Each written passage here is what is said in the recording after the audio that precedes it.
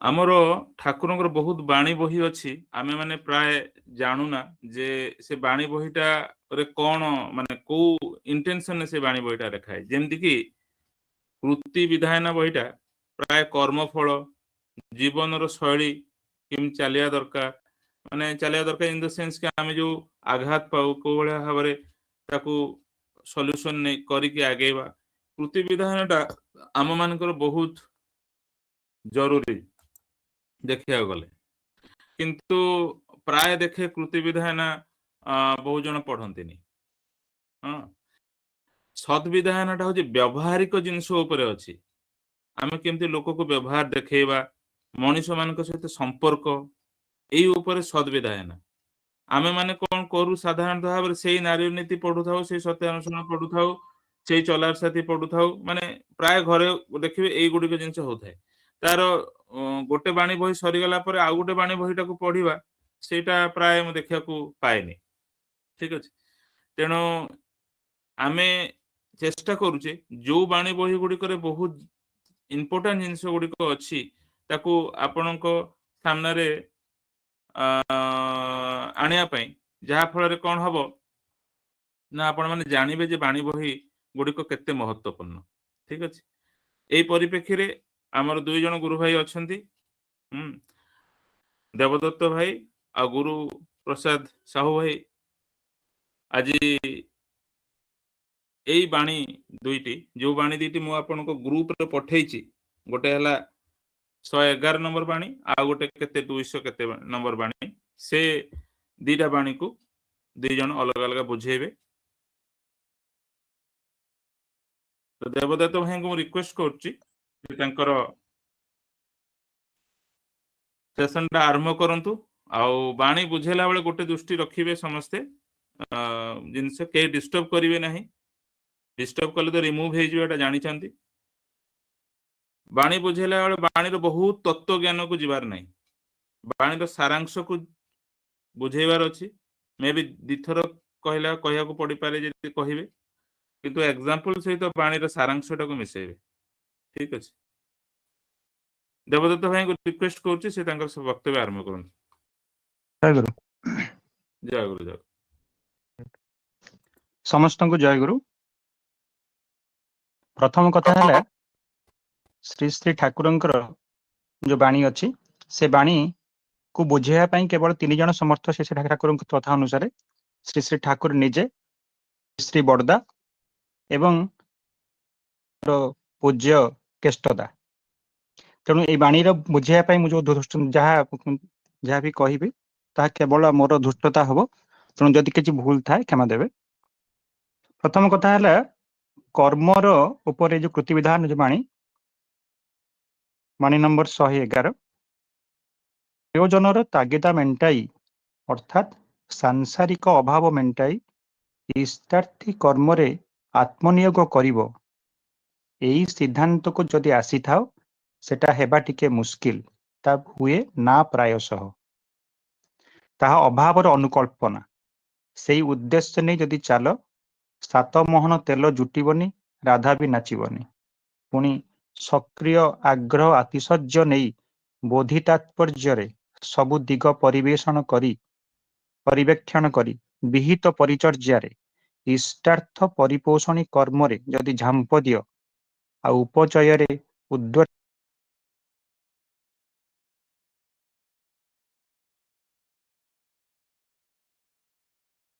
କୃତି ଚଳନା ହିଁ 7 ମୋହନ ତେଲ ଜୁଟାଇ ଦେବ, ରାଧାର ନାଚ ମଧ୍ୟ ସୌଷ୍ଠବ ମଣ୍ଡିତ ହୋଇ ଉଠିବ। ସେଇ ଉପଚୟୀ ଆୟତ୍ତି ହିଁ ତୁମକୁ ପୋଷଣ ପୁରସ୍କାରରେ ଉଚ୍ଛଳ କରି ତୋଳିବ। ଅବଶ୍ୟ ତା ଯେଉଁ ପ୍ରକାରର ସେଇ ପ୍ରକାରେ। ତୁମେ ତ ପରିପୃତ ହେବ ହିଁ।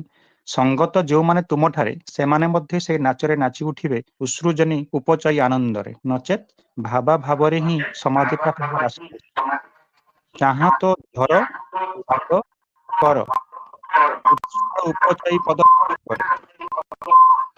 ଚୁପ ହୋଇ ପଛକୁ ନ ଘୁଞ୍ଚି ପ୍ରତିବାର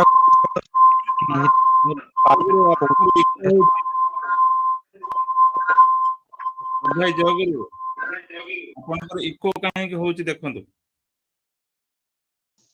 ହଁ, ଏବେ ଠିକ ହେଲା। ଆଜ୍ଞା। ये जो बाणीटी अच्छी बाणीटा आपण देखंतु एटा होची गोटे जिनस हला प्रथम कथा बाणीर केवल जहाँ आपणकर भावांश से कथा कहूचे भावांशटा होची एटा ठाकुर कहबा कथा जे जदि आमे निज निजर कर्तव्य जहाँ रहिला सांसारिक कर्म सेही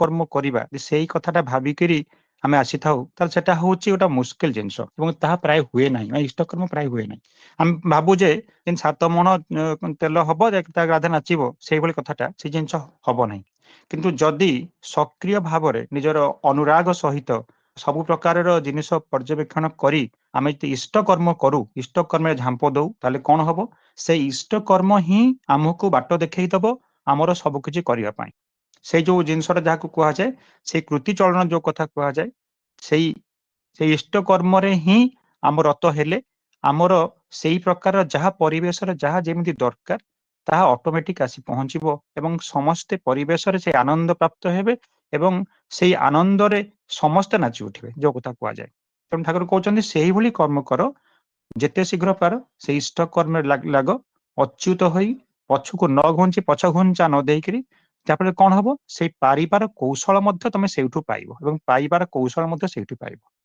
एटा ही तार होउची मेन हो तार होउची भावांश सारांश जो कथाटा कुआ गला जे सेटार अर्थ होउची जो कथा अर्थ तो बहुत किछ त कथा हे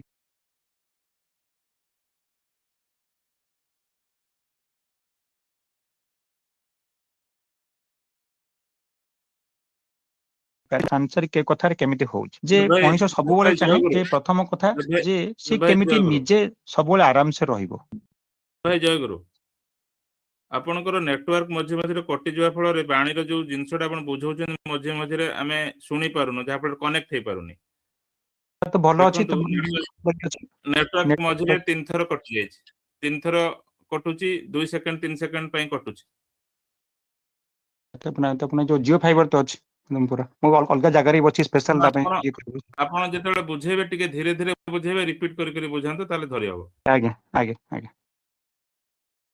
आगे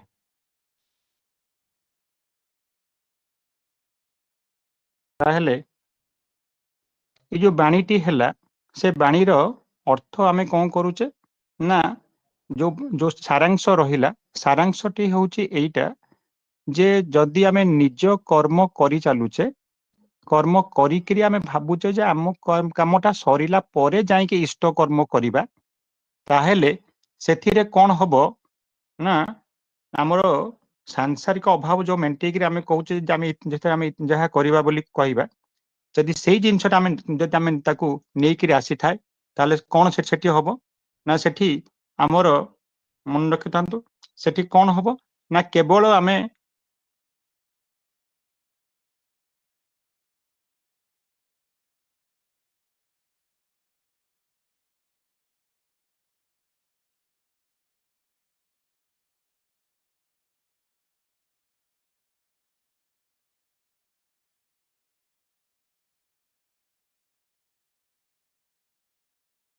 हबो सेही चलना से इष्ट कर्म ही हमको कहीदब आमे केमिति कोन करिबा कथा एवं सेही कौशल आमे सेउठु पाइबा कहिबार एवं करिबार कौशल आमे सेउठु पाइबा मोर साउंड आसुछि त जय गुरु साउंड फोन कटि जाइथिला कोन करिया चालू आपन करे कटि जाउछ तो कटिया कथा न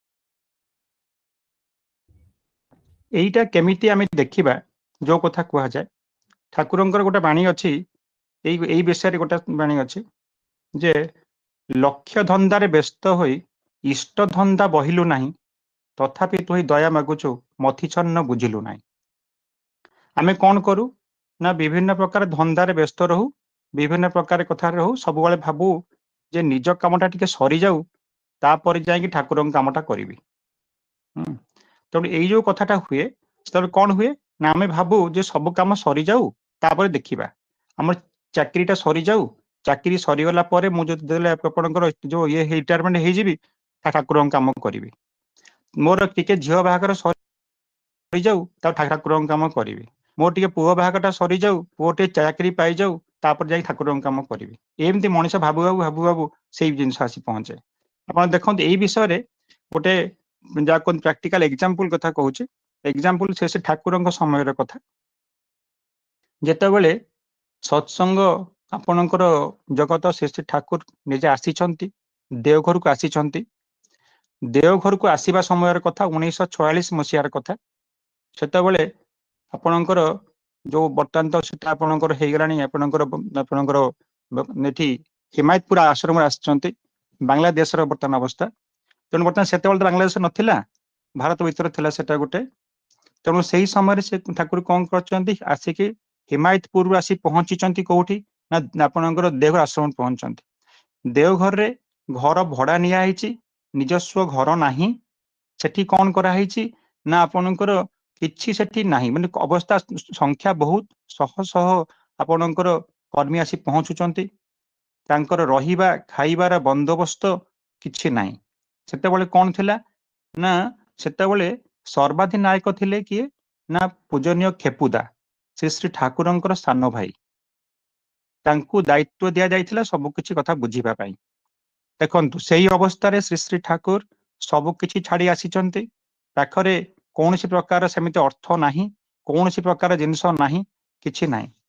ଯେତେବେଳେ କଣ ହେଲା ଏମିତି ଅବସ୍ଥା, କିଛି ଦିନ ଗଲା ପରେ, 15 ଦିନ ଗଲା ପରେ ପୂଜନୀୟ ଖେପୁଦା ଠାକୁରଙ୍କ ପାଖରେ ଆସି କହିଲେ ଯେ ମୁଁ ଆଉ ପାରିବି ନାହିଁ, ମୁଁ ଆଉ କୌଣସି ପ୍ରକାର ଜିନିଷ ଆଉ ଇଏ ହବ ନାହିଁ, ଏ ଦ୍ୱାରା ମତେ ହବନି। ଦେଖନ୍ତୁ କେତେ ଲୋକ ଆସି ଧୀରେ ଧୀରେ ଆପଣ କିଏ ହେଲେଣି, ଏତେ ଲୋକ ପଳେଇଲେ, ସେ ଲୋକଙ୍କୁ କେମିତି କଣ ସମ୍ଭାଳିବି, ମୋର ବାଟ କିଛି ଦିଶୁ ନାହିଁ, ମୋ ପାଖରେ ସେତିକି ପଇସା ନାହିଁ, ସେତିକି କିଛି ନାହିଁ। ତେଣୁ ବର୍ତ୍ତମାନ ବନ୍ଦ ରହିଲା। ଠାକୁର କଣ କଲେ, ସେଇ ସମୟରେ ଦାୟିତ୍ୱ ଦେଲେ, ଶ୍ରୀ ଶ୍ରୀ ବଡଦାଙ୍କୁ ଦାୟିତ୍ୱ ଦେଲେ। ଦେଖନ୍ତୁ କେଡେ ବଡ ଦାୟିତ୍ୱ। ପାଖରେ ଅର୍ଥ ନାହିଁ, କୌଣସି ପ୍ରକାର ସେମିତି କିଛି ସୋର୍ସ ନାହିଁ ଯେ ସଙ୍ଗେ ସଙ୍ଗେ ଏତେ ଲୋକଙ୍କୁ ଦାୟିତ୍ୱ କରାଯିବ। ଦେଖନ୍ତୁ ଏଇ ଜାଗାରେ ଶ୍ରୀ ଶ୍ରୀ ବଡଦା କୌଣସି ପ୍ରକାର ଜିନିଷ ଏଠି ଦେଖନ୍ତୁ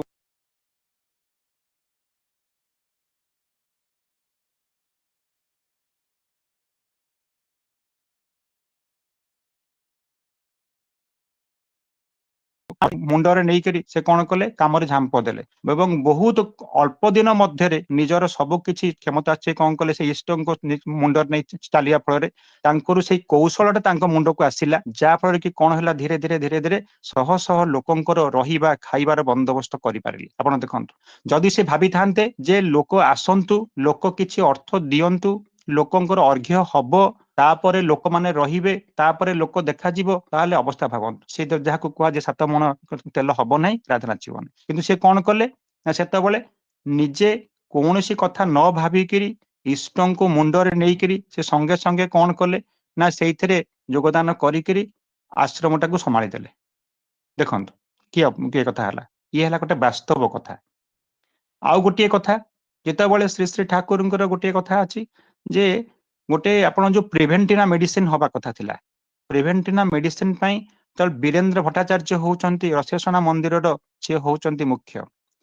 ତାଙ୍କୁ କଥା ଠାକୁର କହିଲେ, ଯୋଉ କଥାଟା କହିଲେ ଯେ ଏମିତି ଏମିତି ଦରକାର, ବହୁତ କିଛି ତା ପାଇଁ ଦରକାର, କିଛି ଦରକାର ଆପଣଙ୍କର ବିଭିନ୍ନ ଗଛ ଲତାର ସବୁ ସବୁ ତାର ଚେର ଦରକାର, କାହାର ଫଳ ତାକୁ ଆପଣ ପତ୍ର ଦରକାର, ବିଭିନ୍ନ ଜିନିଷ ଦରକାର ତା ପାଇଁ ସବୁ। କିନ୍ତୁ କଣ କରାଗଲା, ତା ସବୁ ଖୋଜାଗଲା। ସେତେବେଳେ କଣ କରାହେଲା, ବରିଷ୍ଠ କର୍ମୀ ମାନଙ୍କୁ ଦାୟିତ୍ୱ ଦିଆଗଲା ଯେ ତମେ ମାନେ ଯାଇକିରି ଟିକେ ବୁଝାବୁଝି କର, କୋଉଠି ଜିନିଷ ମିଳିବ, କଣ କରିବ।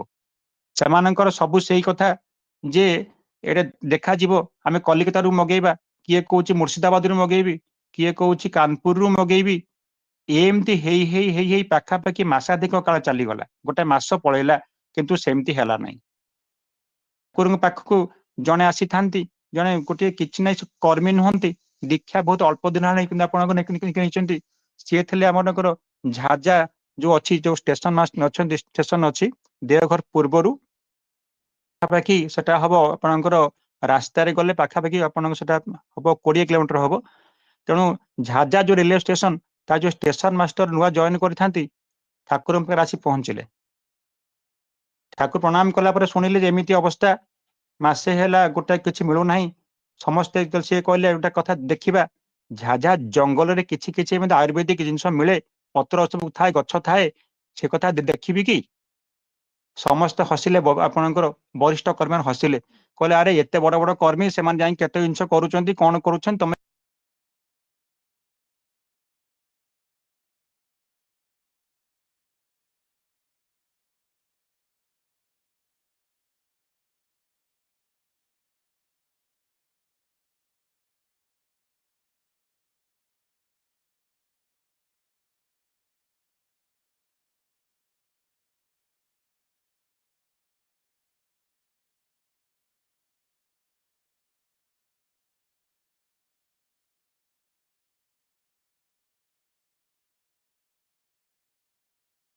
ହେଇଯାଇଛି। ସେ ଆଉ ରାସ୍ତା ପାଇଲେ ନାହିଁ। ରାସ୍ତା ଖୋଜି ଖୋଜି ଆସିଲା ବେଳକୁ ଦେଖିଲା ବେଳକୁ ରାତି ହେଇଗଲାଣି, ଆଉ ଟ୍ରେନ ନାହିଁ। ଟ୍ରେନ ନାହିଁ, ସେ କଣ କଲେ, ଚାଲିବାକୁ ଆରମ୍ଭ କଲେ। ସେଇ ଭିତରେ କିଛି ନାହିଁ ମୁଣ୍ଡରେ, ଭାବନ୍ତୁ ଗୋଟେ ବସ୍ତା ଧରିଛନ୍ତି, ଟ୍ରେନ ଲାଇନ କରେ କରେ କରେ କରେ ଚାଲିବା ଆରମ୍ଭ କଲେ। କିଛି ବାଟ ନାହିଁ, ସକାଳ ସୁଦ୍ଧା ସେ ଠାକୁରଙ୍କ ପାଖରେ ପହଞ୍ଚିବା ଦରକାର। ଦେଖନ୍ତୁ 20 କିଲୋମିଟର ବାଟ ରାତି ସାରା ଚାଲି ଚାଲି ଯାଇକି ସେ ଠାକୁରଙ୍କ ପାଖରେ ପ୍ରେୟାର ଟାଇମ ପୂର୍ବରୁ ପହଞ୍ଚିଛନ୍ତି। ଠାକୁର କହୁଛନ୍ତି ଦେଖ ଏ ହନୁମାନ ଆସିଗଲା। ଏବଂ ସେଇ ଯୋଉ ଜିନିଷଟାରେ ଭାବନ୍ତୁ, ସେଇ ଯୋଉ ଯାହା ଗଛ ନେଇଥିଲେ ସେଇ ପତ୍ର ଏବଂ ଚେରରେ ଠାକୁର କଣ କଲେ, ଯେ ଫର୍ମୁଲା ଦେଲେ ପ୍ରିଭେଣ୍ଟିଭ ମେଡିସିନ। ଦେଖନ୍ତୁ କେଡେ ଗୋଟେ ଘଟଣା ଘଟିଗଲା। ଯଦି ସେ ଭାବିଥାନ୍ତେ ଯେ ମୁଁ ଏମିତି କିଛି ଥାଉ, ଦେଖାଯାଉ ଦେଖାଯାଉ, ବରିଷ୍ଠ କର୍ମୀ ମାନେ ଆସିବେ, ତାଙ୍କୁ ତ ଦାୟିତ୍ୱ ଦିଆଯାଇଛି, ସେମାନେ କିଛି କରିବେ, ସବୁ କିଛି କରିବେ, ତାହେଲେ ମୁଁ କାହିଁ ସେଟା ମୁଁ ମୁଣ୍ଡ ପୁରେଇବି। କିନ୍ତୁ ଇଷ୍ଟ କର୍ମକୁ ମୁଣ୍ଡରେ ନେଇ ସେ କଲେ ବୋଲି ହିଁ ଏଇ ଅବସ୍ଥା। ଦେଖନ୍ତୁ ସଙ୍ଗେ ଆମେ କେଡେ ଗୋଟେ ଜିନିଷଟା ପାଇଲେ। ସାଉଣ୍ଡ ଠିକ ଆସୁଛି ତ, ନା ଡିଷ୍ଟର୍ବ ହଉଛି? ଆପଣଙ୍କର ଆ ଭିତରେ 1 ସେକେଣ୍ଡ ପୁରା 2 ସେକେଣ୍ଡ କି 3 ସେକେଣ୍ଡ ହବ କଟି ଯାଇଥିଲା। ଚଳିବ, ଆଗାନ୍ତୁ, ଯାହା ବି ହଉ ମ୍ୟାନେଜ ଆଜ୍ଞା। କରୁଛୁ। ଇଏ ହେଲା ଦ୍ୱିତୀୟ ଉଦାହରଣ। ତୃତୀୟ ଉଦାହରଣ ହଉଛି ଯେ କେମିତି ଭାବରେ ଇଷ୍ଟ କର୍ମରେ ଝାମ୍ପ ଦେଲେ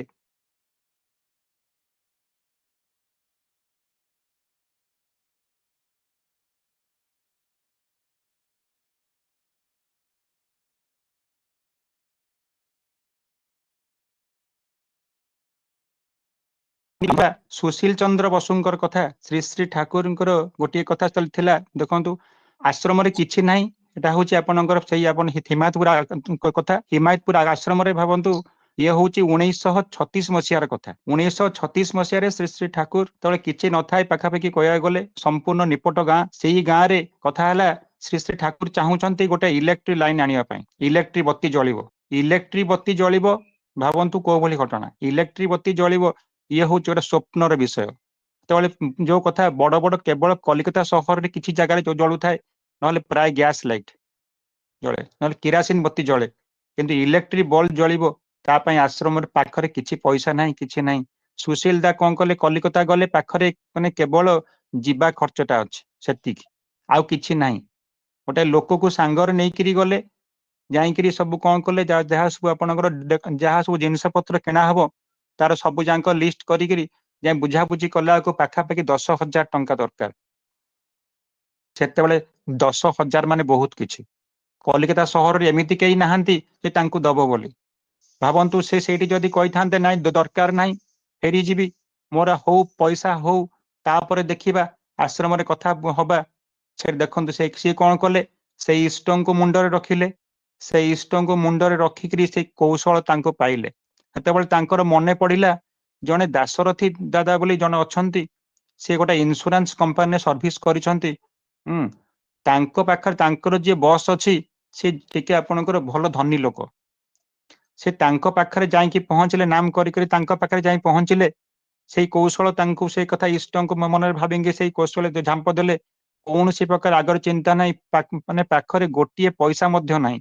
ଦେଖନ୍ତୁ 10,000 ଟଙ୍କାର ଜିନିଷ ନେବାକୁ ଆସିଛନ୍ତି। ସେତେବେଳେ କଣ କଲେ, ସେ ଇଷ୍ଟ କର୍ମରେ ଝାମ୍ପ ଦେଲେ। କିଛି ପଛକୁ ଆଗ ପଛ କିଛି ଭାବିଲେ ନାହିଁ। ନ ଭାବିକି ଯାଇକି କଣ କଲେ, ଦାଶରଥୀ ଦାଦାଙ୍କୁ ଯାଇକି କହିଲେ, ଦାଶରଥୀ ଦାଦା 10,000 ଟଙ୍କା ଦରକାର। ସିଏ କହୁଛନ୍ତି 10,000 ମୁଁ କୋଉଠୁ ଆଣିବି? ନା ଆଜ୍ଞା ମୁଁ ଜାଣି ନାହିଁ କିଛି, ଠାକୁରଙ୍କ କାମ ନିଶ୍ଚିତ ଭାବରେ ହବା ଦରକାର। ସେ କଣ କରିଛନ୍ତି, ଦାଶରଥୀ ଦାଦାଙ୍କୁ କଣ କଲେ, ପେଲି ପେଲି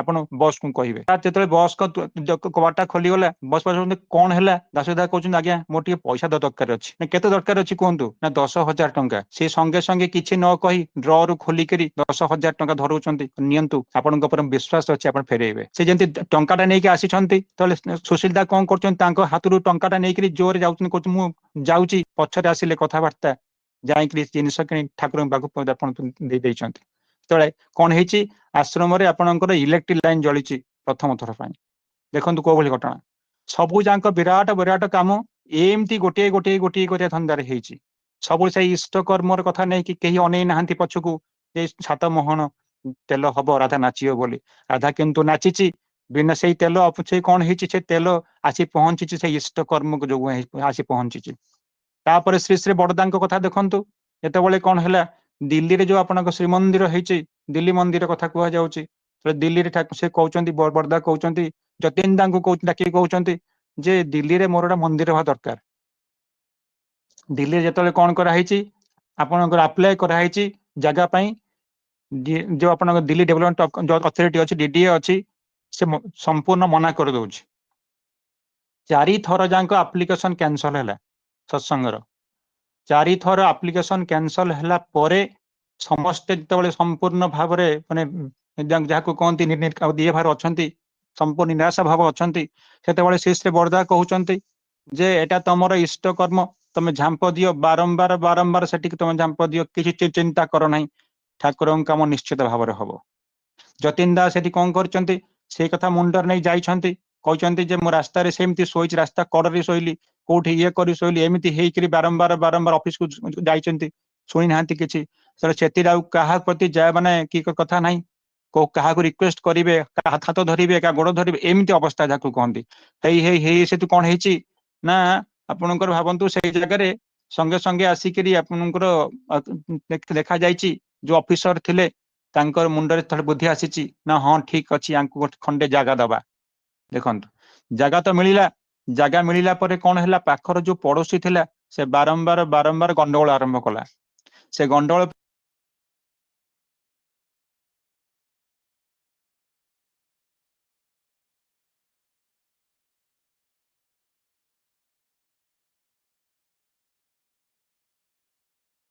ହେଇଥିଲେ ସେଇ ଇଷ୍ଟଙ୍କ ପ୍ରତି ନିଶା ହିଁ ସେ କୌଶଳ ବତେଇଲା ଯାହା ଫଳରେ କି ସେ ଦେଖନ୍ତୁ ଆଜି ଦେବଦତ୍ତ ଶ୍ରୀମନ୍ଦିର ଭାଇ ଠିଆ ହେଇଛି ଦେବଦତ୍ତ ଦିଲ୍ଲୀରେ ଭାଇ ଛିଡା ହେଇଛି କଟିଗଲା ତେଣୁ ଏଇ ଯୋଉ ଦେବଦତ୍ତ ଭାଇ କଥା ହଉଛି ଏଇ କଥା ଦେବଦତ୍ତ ଆଜ୍ଞା ଭାଇ ହେଲା ଦେବଦତ୍ତ ଭାଇ କଟିଗଲା ଯୋଉ ଗଣ୍ଡଗୋଳ କଥାରୁ ଆଉ ଥରେ ରିପିଟ କରନ୍ତୁ ଆଜ୍ଞା ପାଖ ପଡୋଶୀ ସାଙ୍ଗରେ ଯୋଉ ପାଖର ଯୋଉ ଜମି ଥିଲା ସେ ଗୋଟେ ଆପଣଙ୍କର ଗୋଟେ କାଳୀ ମନ୍ଦିର ସେଠି ଥିଲା ସେଇ ମନ୍ଦିର ବୋଲା ତାଙ୍କ ସହିତ ପ୍ରାୟ ଟାଇମ ଝଗଡା ହେଲା ମନ୍ଦିର ସେମାନେ ଚାହୁଁଥିଲେ ସେ ଆପଣଙ୍କର ସେଇ ଯୋଉ ପ୍ଲଟ ଟି ନବା ପାଇଁ ଥିଲା ସେଇ ପ୍ଲଟ ଟା ତାଙ୍କୁ ଦିଆ ହେଇଥିଲା ସେ ଆପଣଙ୍କର ସେ ଯୋଉ ଆପଣଙ୍କ ଯୋଉ ଅଛି ଯୋଉ କାଳୀ ମନ୍ଦିର ଅଛି ସେ କାଳୀ ମନ୍ଦିର ଟ୍ରଷ୍ଟ କୁ ଦିଆଯାଇଥିଲା କିନ୍ତୁ ସେମାନେ କଣ କରୁଥିଲେ ଜମିଟାକୁ ସେମିତି ପକେଇ ରଖିଥିଲେ କିଛି କରୁନଥିଲେ ଯେତେବେଳେ ସତ୍ସଙ୍ଗକୁ ଦିଆଗଲା ସେମାନେ କଣ କଲେ ଗଣ୍ଡଗୋଳ ଷ୍ଟାର୍ଟ କଲେ ବାରମ୍ବାର ପ୍ରୋବ୍ଲେମ କଲେ ଏମିତି ଅବସ୍ଥା ହେଲା ସେତେବେଳେ ଯତୀନ ଦା କହିବା କଥା ଯେ ସେତେବେଳେ କେବଳ ପ୍ରତି ମୁହୂର୍ତ୍ତରେ ଯାହାକୁ କହନ୍ତି ଠାକୁରଙ୍କର ଯୋଉ କଥା ଉପସ୍ଥିତି ସେଠି ଜାଣିପାରିଲେ ଏବଂ ସେ ବିଭିନ୍ନ ପ୍ରକାର କଥା ଯାହାକୁ କହନ୍ତି ଯେ କୋଉଠି ଆପଣଙ୍କର ରଡ୍ ଆସିବ କୋଉଠୁ ସିମେଣ୍ଟ ଆସିବ କୋଉଠୁ କଣ ଆସିବ କେବଳ ସେଇ କୌଶଳ ହିଁ ତାକୁ କହନ୍ତି ସେ କୌଶଳ ଆପେ ନାମ ଧ୍ୟାନ ତାଙ୍କୁ ଯୋଉ ଜଣା ପଡିଲା ଯେ ଏଇ ଜିନିଷ ଏଠିକି ଯା ଏଠି ସେୟା କରିବା କର ଏମିତି ଅବସ୍ଥା ତେଣୁ ଦେଖନ୍ତୁ ଯେତେବେଳେ ମଣିଷ ଚାହେଁ ସେତେବେଳେ କଣ କରେ ନିଜ ଉପରେ ନିଜର ଯାହା ଯେତିକି କ୍ଷମତା ଥାଏ ନିଜ ଉପରେ ସେ ଭରସା କରି କହେ ମୁଁ ବହୁତ କିଛି ବଡ କରିଦେବି ଏହା କରିବି ସେୟା କରିବି କିନ୍ତୁ ବେଳେ ବେଳେ ଭାବେ ଯେ ଏଇ ଜିନିଷଟା ହେଲେ ମୁଁ କଣ ହୁଅନ୍ତା କିନ୍ତୁ ହେଲେ ଇଷ୍ଟଙ୍କ ଉପରେ ସେ ଭାର ଦିଏ ଇଷ୍ଟଙ୍କ କାମରେ ଯେତେବେଳେ ସେ ସମ୍ପୂର୍ଣ୍ଣ ଭାବରେ ପଛଘୁଞ୍ଚା ନ ଦେଇ ଆଗେଇ ଯାଏ ସେତେବେଳେ କଣ ହୁଏ ସେ ଯାହାକୁ ମହାନ କାମ କରି ପକାଏ ଆପଣ ଆଜି ଯୋଉ ଦେଖୁଛନ୍ତି ଯୋଉ ଆପଣଙ୍କର କ୍ଲକ୍ ଟାୱାର ଦେଖୁଛନ୍ତି ସେ କ୍ଲକ୍ ଟାୱାର ଯେତେବେଳେ ତିଆରି ହେଲା ମାତ୍ର ଗୋଟିଏ ରାତି ଭିତରେ ଏଡେ ବଡ ଟାୱାର ତିଆରି ହେଇଛି ବିଶ୍ୱାସ ଯୋଗ୍ୟ କଥା ନୁହଁ କିନ୍ତୁ ସମ୍ପୂର୍ଣ୍ଣ ସତ୍ୟ ଘଟଣା ଏଇଠି ଦେଖନ୍ତୁ ଯେତେବେଳେ କଣ ହୁଏ ଆଶ୍ରମର ଇଞ୍ଜିନିୟର ଥିଲେ ଶ୍ରୀ ସ ନନ୍ଦୀ ସେତେବେଳେ ଥିଲେ ଆଶ୍ରମର ଯାହା ଯୋଉଠି କନଷ୍ଟ୍ରକ୍ସନ କାମ ହବ ସେଇ ନନ୍ଦୀ ବାବୁ ହିଁ ଦେଖିବେ ନନ୍ଦିତା ଦେଖିବେ ଶ୍ରୀ ଠାକୁର ଡାକି କହିଲେ ଯେ ମୋର ଗୋଟିଏ ଏମିତି କ୍ଲକ୍ ଟାୱାର ଦରକାର। ତେଣୁ ସେ ସମ୍ପୂର୍ଣ୍ଣ ମନା କଲେ, କହିଲେ ନାଇଁ ଆଜ୍ଞା ଇଏ ହେଇପାରିବ ନାହିଁ, ଆମକୁ ଦରକାର ସିମେଣ୍ଟ ତଳେ ହଉଥାଏ, ସିମେଣ୍ଟ ଦରକାର ହବ, ଏତିକି ବସ୍ତା ଦରକାର ହବ, ଏତିକି ବାଲି ଦରକାର ହବ, ଏଇ ଜିନିଷ ଦରକାର ହବ, ଲୋକ ଦରକାର ହେବେ, ତାର ଡିଜାଇନ ଟା ଏମିତି ହବ, ପାଖାପାଖି 6 ମାସ ଲାଗିବ। ଠାକୁର କହୁଛନ୍ତି ଆଉ ଟିକେ ଶୀଘ୍ର ହବ ନାହିଁ? ନା ନା ନା ନା ଶୀଘ୍ର ହେଇପାରିବନି। ଦେଖନ୍ତୁ ସେ କଣ କଲେ, ଗୋଟେ ଲିଷ୍ଟ ଧରେଇଲେ ଯେ ଏଇ ଜିନିଷ ହେଲେ ହିଁ ଯାଇକି କ୍ଲକ୍ ଟାୱାର ହବ, ନହେଲେ ହେଇପାରିବ ନାହିଁ। ଦେଖନ୍ତୁ କଉଳେ କଥା। ତେଣୁ ସେଇ ଭିତରେ କଣ ହେଲା, ଯିଏ ମିସ୍ତ୍ରୀ କାମ କରୁଥିଲା ତାକୁ ଡାକିକିରି କହିଲେ ଆରେ ବାବୁ ତୁ ରାତି ଭିତରେ କରିଦବୁ? ସିଏ କହିଲା ଯଦି ଆପଣ ଚାହିଁବେ ତାହେଲେ ମୁଁ କରିବି, ଯଦି ଆପଣ ଚାହିଁବେ ସବୁ କିଛି ସମ୍ଭବ ଆଜ୍ଞା, ମୋର କିଛି ଅସୁବିଧା ନାହିଁ। ଦେଖନ୍ତୁ କୋଉ ଭଳି ଘଟଣା, ଯୋଉ ଜାଗାରେ ଇଞ୍ଜିନିୟର ମନା କରୁଛନ୍ତି ସେତେବେଳେ ଗୋଟିଏ ସାମାନ୍ୟ ମିସ୍ତ୍ରୀଟି, ସିଏ ରାଜମିସ୍ତ୍ରୀ, ସିଏ କହୁଛି ହଁ କରିଦେବି। ଇଷ୍ଟ କର୍ମରେ ସମ୍ପୂର୍ଣ୍ଣ ଭାବରେ ଝାମ୍ପ ଦେଲା, ଯେତେ ଲୋକ ଆଣିଲେ ସବୁ କିଛି କଲା, ରାତି ଭିତରେ ଦେଖନ୍ତୁ ଛିଡା ହେଇଗଲା ଆପଣଙ୍କର କ୍ଲକ୍ ଟାୱାର। ଏଇଆ ହଉଛି ଇଷ୍ଟ କର୍ମରେ ଝାମ୍ପ ଦବାର ପ୍ରକୃଷ୍ଟ ଉଦାହରଣ ହଉଛି ଏଇ ଗୋଟାଏ ଏଇ ଜିନିଷ ଦେଖନ୍ତୁ।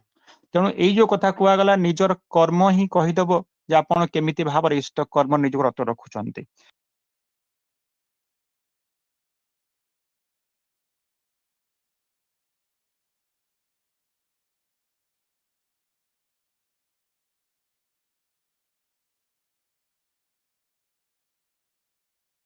କ୍ଷମତା ବଢିଯାଏ, ନିଜର ବୁଦ୍ଧି ବିବେକ ଆଉ ବିଚାର କରିବାର ଯୋଉ ଧାରାଟା ସିଏ ମଧ୍ୟ କଣ ହୁଏ ନା ବିକଶିତ ହେଇଯାଏ। ଇଷ୍ଟ ଦେବଦତ୍ତ କର୍ମରେ ଭାଇ ଝାମ୍ପ ଜୟଗୁରୁ। ଦେଲେ ଇଷ୍ଟ ଦେବଦତ୍ତ ଭାଇ ପ୍ରତିଷ୍ଠା ଜୟଗୁରୁ। କରିବା ପାଇଁ, ଇଷ୍ଟଙ୍କ କାମ ଦେବଦତ୍ତ କରିବା ଭାଇ ପାଇଁ। ଜୟଗୁରୁ। ଜୟଗୁରୁ ଆଜ୍ଞା, ଦେବଦତ୍ତ କଟି ଭାଇ ଯାଉଛି। ଜୟଗୁରୁ। ଆପଣଙ୍କର ପୁଣି କଟିଲା ତ, ଆପଣ ଯୋଉ ଲାଷ୍ଟରେ ଏଣ୍ଡ କଲେ ଯେ ସେ ଘଡି ଟାୱାର ଟା ରେଡି ହେଇଗଲା, ତା ପରଠୁ କଣ୍ଟିନ୍ୟୁ କର। ଆଜ୍ଞା, ଯେତେବେଳେ କ୍ଲକ୍ ଟାୱାର ଟା ଗୋଟିଏ ରାତି ଭିତରେ ହେଇଗଲା, ଆପଣ ଦେଖନ୍ତୁ ସେଇ ଯୋଉ କଥା ହେଲା, ଏହା ହିଁ ହଉଛି ସେ ପ୍ରକୃଷ୍ଟ ଉଦାହରଣ ଗୋଟେ, ଯେ ଆମେ ନିଜର କିଛି ଚାହିଦା ସେ ଲୋକ ରଖେଇଲା ନାହିଁ। ସେ ଯୋଉ ରାଜମିସ୍ତ୍ରୀ ଥିଲା ନିଜର କୌଣସି ଚାହିଦା ନ ରଖିକିରି ସେ କଣ କଲା, ଇଷ୍ଟ କର୍ମରେ ସମ୍ପୂର୍ଣ୍ଣ ଝାମ୍ପ ଦେଲା ଏବଂ ସେଠି ସେ କୌଣସି କଣ୍ଡିସନ କଲା ନାହିଁ ଯେ ଏଇ ଜିନିଷ ମିଳିଲେ ହିଁ ଯାଇକି ମୁଁ ଇଷ୍ଟ କର୍ମ ଯାଇକି ଏ କଥା କରିବି, ତାପରେ ଯାଇକି କ୍ଲକ୍ ଟାୱାର ଛିଡା ହବ। ସେ ତାର ଯୋଉଠି ଯାହା ପାଇଲା ଯୋଉ କିଛି କଲା, କ୍ଲକ୍ ଟାୱାର ଟା ରାତି ଭିତରେ ଆଣିକି ଛିଡା କରେଇଲା। ତେଣୁ ଏଇଟା ହିଁ ହଉଛି ଠାକୁରଙ୍କ ସେଇ ଯୋଉ କଥା, ଏଇ ବାଣୀ ଯୋଉ କଥା, ଯେ ସକ୍ରିୟ ଆଗ୍ରହ ଆତିଶଯ୍ୟ ନେଇକିରି ସବୁ ଦିଗ ପରିବେକ୍ଷଣ କରିକିରି ଯଦି ଇଷ୍ଟାର୍ଥୀ ପରିପୋଷଣର ଝାମ୍ପ ଦିଅ, ତାହେଲେ ସେହି ଚଳନା ହିଁ 7 ମୋହନ ତେଲ ଜୁଟାଇ ଦବ। ସେଇ କଥାଟା। ତେଣୁ ସିଏ ନିଜେ ନିଜେ ଜିନିଷଟା ଆସି ପହଞ୍ଚିଗଲା, ସବୁ କିଛି ଆସି ପହଞ୍ଚିଲା। ଯେତେବେଳେ ଏଇ କଥା କୁହାଯାଉଛି, ଯେତେବେଳେ ଆଉ ଗୋଟେ କଥା ମୁଁ କହୁଛି, ଏଟା ମୋର ହଉଛି ବାସ୍ତବ ଅନୁଭୂତି କଥା। 2007 ଆଉ 2011 ଆସୁଛି ତ? ହଁ ହଁ ଆସୁଛି ଆସୁଛି ଆଜ୍ଞା ଆଜ୍ଞା। ଆଜ୍ଞା, 2007 ଆଉ 2011 ଏଇ ଦୁଇଟି ମସିହାରେ କଟକରେ ହେଇଥିଲା ସର୍ବଭାରତୀ ଋତିକ ସମ୍ମିଳନୀ। ଆପଣଙ୍କର ବାଲିଯାତ୍ରା ପଡ଼ିଆରେ ହେଇଥିଲା। 2007 କଥା କହୁଛି। 2007ରେ ଦାୟିତ୍ୱ ଥିଲା ମୋର, ଆପଣଙ୍କର ଯୋଉ ଅଛି ଯୋଉ ବାରବାଟୀ ଯୋଉ ଆପଣ ଷ୍ଟାଡିୟମ ଅଛି, ସେ ଷ୍ଟାଡିୟମ ଭିତରେ ଫିଲାନ୍ଥ୍ରପି ହେଇଥିଲା। ସେତେବେଳେ ସମସ୍ତେ ଆଶ୍ଚର୍ଯ୍ୟ, କଣ କେମିତି କରାଯିବ, ପ୍ରଥମ ଥର ଏତେ ବଡ ଜିନିଷଟା ହଉଛି, ଆଇଡିଆ କାହାରି ନାହିଁ, କୌଣସି କିଛି ନାହିଁ। ସେତେବେଳେ କଣ ହେଇଥାଏ, ପରମ ପୂଜ୍ୟପାଦ ଶ୍ରୀ ଶ୍ରୀ ଦାଦା ଆସି କଟକରେ ପହଞ୍ଚିଥାନ୍ତି ଦେଖିବା ପାଇଁ। ଆଉ ବର୍ତ୍ତମାନ ଯୋଉ ଅଛନ୍ତି ଆଚାର୍ଯ୍ୟ ଦେବ ଅଛନ୍ତି, ସେତେବେଳେ ସେ ଥାଆନ୍ତି ଆପଣଙ୍କର ପରମ ପୂଜ୍ୟପାଦ ଶ୍ରୀ ଶ୍ରୀ ବାବାଇଦା, ଯାହାକୁ ଆମେ କହୁଛେ। ସେତେବେଳେ ସେ ଆସି ଥାଆନ୍ତି, ଦେଖୁଥାନ୍ତି ସବୁ କିଛି ଜିନିଷ। ମୋର ମନେ ଅଛି ମୋ ସାଙ୍ଗରେ ଥିଲେ ରତ୍ନାକର ଦାଦା ଥିଲେ, ସେମାନେ ତ ଅଛନ୍ତି ଆପଣଙ୍କର ପାଢିଆ, ତାଙ୍କୁ ଯୋଉ ଜାଣିଛନ୍ତି ଭଲ ଭାବରେ। ସେତେବେଳେ ତାଙ୍କୁ ସେ ସାଙ୍ଗରେ ନେଇ ଗଲେ କୋଉଠିକି ନା, ଆପଣ ଇଣ୍ଡୋର ଷ୍ଟାଡିୟମ ନେଇକରି ଗଲେ। ଇଣ୍ଡୋର ଷ୍ଟାଡିୟମରେ କଣ ହବ ନା, ଇଣ୍ଡୋର ଷ୍ଟାଡିୟମରେ ହବ ଆମର ଋତିକ ସମ୍ମିଳନୀ ହବ। ସେତେବେଳେ ଇଣ୍ଡୋର ଷ୍ଟାଡିୟମ ଋତିକ ସମ୍ମିଳନୀ ହବ। ବାରମ୍ବାର କୁହାଯାଇଛି, ଚିଠି ଦିଆଯାଇଛି, ପଇସା ଡିପୋଜିଟ ହେଇଛି, କିନ୍ତୁ ଯୋଉ ମ୍ୟାନେଜର ଅଛି ସେ ରାଜି ହଉନାହିଁ। କିଏ କହୁଛି ନାଇଁ ନାଇଁ କଥା ନାଇଁ, ବହୁତ ଏ ପ୍ରୋବ୍ଲେମ ହବ, ଏତେ ଲୋକ ଆସିବେ, ଇଏ କରିବେ, ହଇରାଣ କରିବେ, ଇଏ କରିବେ, ସେ କରିବେ, ଏମିତି ବହୁତ ବହୁତ ବହୁତ କଥା ସେ କହିଲା। ସତ୍ସଙ୍ଗର ବିରୋଧୀ କଥା ହେଇଥିଲା, ଏମିତି କଥା ହେଇକିରି କଣ ତା ମୁଣ୍ଡରେ ହେଲା କାଣି, ତାକୁ ଆମେ ଯେତେ ବୁଝେଇଲୁ ସେ ବୁଝିବାକୁ ନାରାଜ। କିନ୍ତୁ ସେଇଦିନ ଆସି କଣ କଲେ, ସେ ଆପଣଙ୍କର ବାବା ଦାଦା ଆସି ପହଞ୍ଚିବେ, କହିଲେ ସେ ଜାଗାଟା ମୁଁ ଯାଇ ଦେଖିବି ଆଗେ, ତାପରେ କଥା ହବ। ତ ଆମେ ସମ୍ପୂର୍ଣ୍ଣ ଆଶା ଛାଡି ଦେଇଛୁ, ଯାହା ହବ ଯାହା ଦେଖାଯିବ, କିନ୍ତୁ ଉପାୟ ଆମ ପାଖରେ କିଛି ନାହିଁ ଆଉ। କାରଣ ଆଉ ବାଟ କିଛି ନାହିଁ, କୋଉଠି କରାଯିବ, କଣ କରାଯିବ, ତା କିଛି ପଛ ଘୁଞ୍ଚା କିଛି ନାହିଁ। ସିଧା ଯାଇ ସେଠି ପହଞ୍ଚିଲୁ, ଏଇ ଜଣ ଯାକ ସେଠି ମନେ ଅଛି। ଆହୁରି ବଡ ବଡ ଅଛନ୍ତି ଜଣେ, ସେମାନେ ସବୁ କହିଲେ ନାଇଁ ସେ ହବନି, ଯଦି ସେ ମନା କରୁଛି ଥାଉ, ଆମେ ଅନ୍ୟ କୋଉଠି ଦେଖିବା। ଆମ ମୁଣ୍ଡରେ ପଶିଲା ନାଇଁ ଦେଖିବା ସେଠି ସେଇ ଜାଗାକୁ ଯିବା।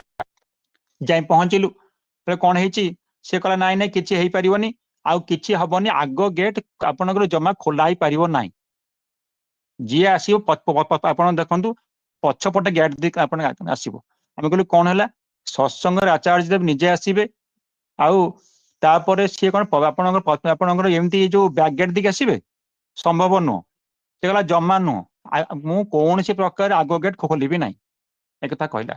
ତେଣୁ କଣ ଥାଏ ଆପଣ ଦେଖନ୍ତୁ, ଆପଣଙ୍କର ସେ ବାବା ଦାଦା ଜଷ୍ଟ ଆସି ଆପଣଙ୍କର ପହଞ୍ଚିଛନ୍ତି କି ଆପଣଙ୍କର ଗେଟ୍ ପାଖରେ, ସେ ଶୁଣିଲେ, ସେ କଣ କଲେ, ଗାଡିରୁ ଜଷ୍ଟ କଣ କହିଲେ, ଏମିତି ଜଷ୍ଟ ଓହ୍ଲେଇଛନ୍ତି। ତେଣୁ ମୁଁ ଦେଖିଲି, ଆକ୍ଚୁଆଲି ମନେ ଅଛି, ସେଇ ଦୃଶ୍ୟରେ ମନେ ଅଛି, ଯେ ତାକୁ କୁହାଯାଏ, ତାଙ୍କ ନାଁଟା ଯୋଉ ହଉଛି ଅର୍କ ଦ୍ୟୁତି, ସୂର୍ଯ୍ୟଙ୍କର ଦ୍ୟୁତି ଯେମିତିଆ, ସେମିତି ପୁରା ଚିକ୍ ଚିକ୍ ଦେଖା ହଉଛନ୍ତି ପୁରା, ଯାହାକୁ କହନ୍ତି। ଯେତେବେଳେ ସେ ଓହ୍ଲେଇ ପଡିଛନ୍ତି, ସେଇଠି ମୋ ଆଖି ଦେଖିବାର ଘଟଣା, ସେ ମ୍ୟାନେଜର ସଙ୍ଗେ ସଙ୍ଗେ ତା ଲୋକକୁ କହୁଛି, ଆରେ ଯେତେ ଶୀଘ୍ର ସବୁ ଯାକ ଗେଟ୍ ଖୋଲିଦେ, ଖୋଲିଦେ, ସବୁ ଯାକ ଗେଟ୍ ଖୋଲିଦେ। ତାଙ୍କୁ ଖାଲି ଦେଖିଲା ମାତ୍ରେ, ଦେଖନ୍ତୁ ଆମେ ଯୋଉଠି ବାରମ୍ବାର 15 ଥର ତାକୁ କହିକି ଥକି ଯାଇଥିଲୁ, ଅନ୍ୟ କୋଉଠି ହବ ବୋଲି ଚେଷ୍ଟା ବି କରୁଥିଲୁ, କୌଣସି ବାଟ ନାହିଁ। କେବଳ ଗୋଟିଏ କଥା, ଇଷ୍ଟଙ୍କ କଥା ମୁଣ୍ଡରେ ନେଇ ଯେତେ ପହଞ୍ଚିଲୁ, ଏଇ ଜାଗାରେ ହବ ହିଁ ହବ, ଯାହା ପଛେ ହେଇଯାଉ। ଦେଖନ୍ତୁ ସେ କୌଶଳ ସେ ନିଜେ ବତେଇ ଦେଲେ, ନିଜେ ଆସି ସେ ଆଚାର୍ଯ୍ୟ ଦେବ, ସେ ଆପଣଙ୍କର ସେଇ ଯୋଉ ଯାହା କୁହନ୍ତି ପ୍ରତିଭୁ, ନିଜେ ଆସି ପହଞ୍ଚିଲେ ବୋଲି ସେଠି ରୀତିକ ସମ୍ମିଳନୀ ହେଲା, ସବୁ କିଛି ସମ୍ଭବ ହେଲା। ତେଣୁ ଇଷ୍ଟ କର୍ମରେ ଝାମ୍ପ ଦବାଟା ହଉଛି ସବୁଠୁ ବଡ କଥା। ଯେ ଯୋଉ କଥା କୁହାଯାଏ, ସବୁ ସମସ୍ୟାର ସମାଧାନ ଜାଣିତା ଇଷ୍ଟ ପ୍ରତିଷ୍ଠାନ।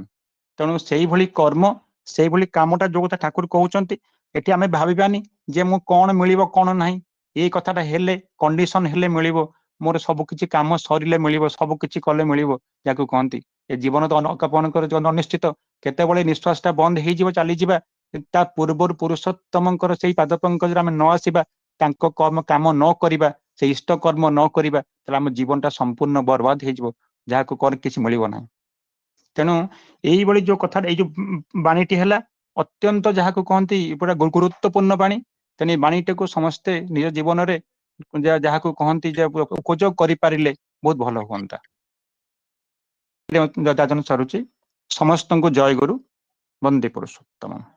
ଜୟ ଗୁରୁ ଦେବଦତ୍ତ ଭାଇ, ଖୁବ ସୁନ୍ଦର 4-5ଟା ଆପଣଙ୍କର ରିଏଲ ଘଟଣା ଗୁଡାକୁ ନେଇକରି ବାଣୀଟାକୁ ବଢିଆ ଭାବରେ ବୁଝେଇଲେ। ଏଇ ବାଣୀଟାର ଉଦ୍ଦେଶ୍ୟ ହେଲା ସମସ୍ତଙ୍କୁ ଗୋଟିଏ ମେସେଜ, ଯେ ଠାକୁରଙ୍କ କାମଟା କରିବା ଭିତରେ ଦେଇକରି କୌଶଳ କାଢନ୍ତୁ, ଯେପରି ଭାବରେ ଆପଣ ସାଂସାରିକ ଜୀବନରେ ଥାଇକିରି ବି ଠାକୁର କାମ କରିବେ, ଏବଂ ତାର ଗୋଟେ କୌଶଳ ବାହାରିବା ଦରକାର। ଯଦି ମନରେ ଏ ପ୍ରକାର ଭାବ ରହେ ଯେ ମୁଁ ଏଇ ଅବସ୍ଥା ହେଲେ, ଏଇ ଅବସ୍ଥାରେ ରହିଲେ, ସୁବିଧା ହେଲେ ମୁଁ ଠାକୁର କାମ କରିବି। ଆମରି ଗ୍ରୁପରେ ଗୋଟେ ଘଟଣା, ଯୋଉମାନେ କୋର ଗ୍ରୁପର ମେମ୍ବର ଅଛନ୍ତି ଟିକେ ଶୁଣି ରଖନ୍ତୁ।